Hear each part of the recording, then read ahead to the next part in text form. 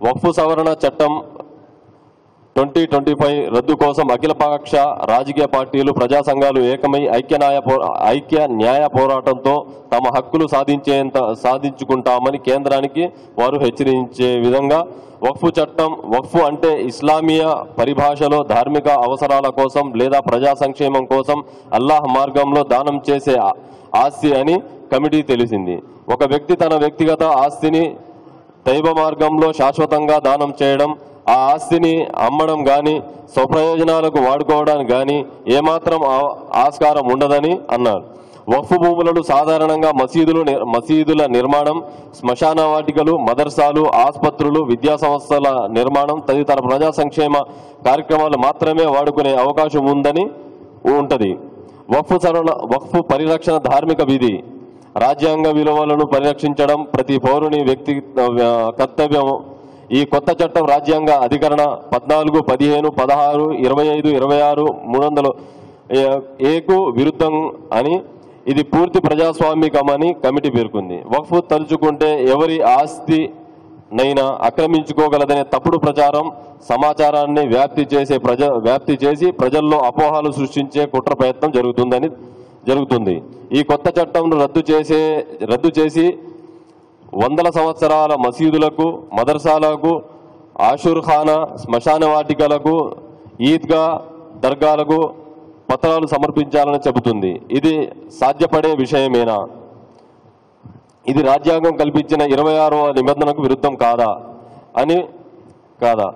ముస్లిం మైనారిటీలను విభజించే ఆలోచన దిశగా వ్యవహరిస్తున్న కేంద్ర ప్రభుత్వానికి చెక్ పెట్టేందుకు నిరసన కార్యక్రమంలో భాగంగా విద్యుత్ లైట్లను ఆపివేసే నిరసన కార్యక్రమాన్ని తలపెట్టడం జరిగింది.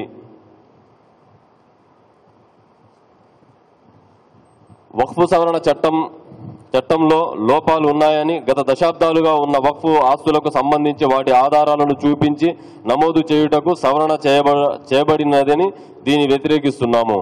ये आज की मुनाक़दा प्रेस कॉन्फ्रेंस में जितनी ज़रूरी बातें थी वो हमारे पर्सनल लॉ बोर्ड के नुमाइंदे और ज़िम्मेदार सदर मुफ्ती जलालुद्दीन साहब और इलियास भाई के ज़रिए से सामने आ चुकी हैं.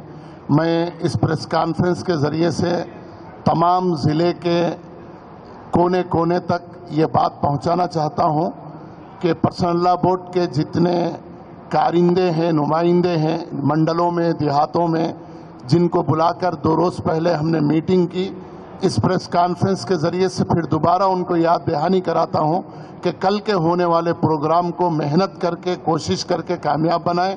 और उनसे ये भी अर्ज़ करता हूं कि वो अपने अपने इलाक़ों में जितने सेकुलर पार्टीज़ हैं उनसे राब्ता करके इस प्रोग्राम को कामयाब बनाने की अपील करें और तमाम बरादरान वतन को साथ लेकर इसको खूब आगे बढ़ाने की जो है कोशिश करें.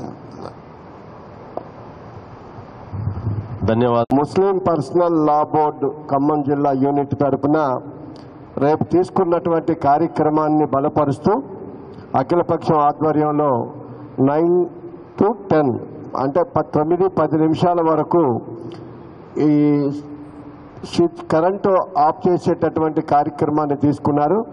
దాన్ని దిగ్విజయంగా జరగాలని కాంగ్రెస్ పార్టీ కూడా సంపూర్ణ మద్దతు తెలియజేస్తూ ఉన్నాం.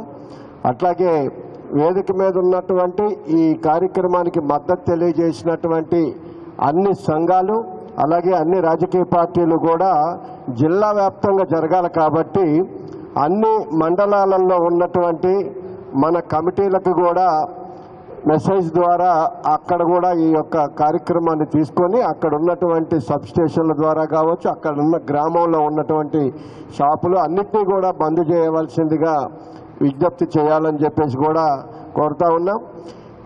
ఈ దేశంలో ఇప్పుడు అందరూ పెద్దలు చెప్పారు, బీజేపీ గురించి పెద్దగా మనం చెప్పాల్సిందే లేదు, అది ఒక మతతత్వ పార్టీగానే పరిగణిస్తూ ఉంది.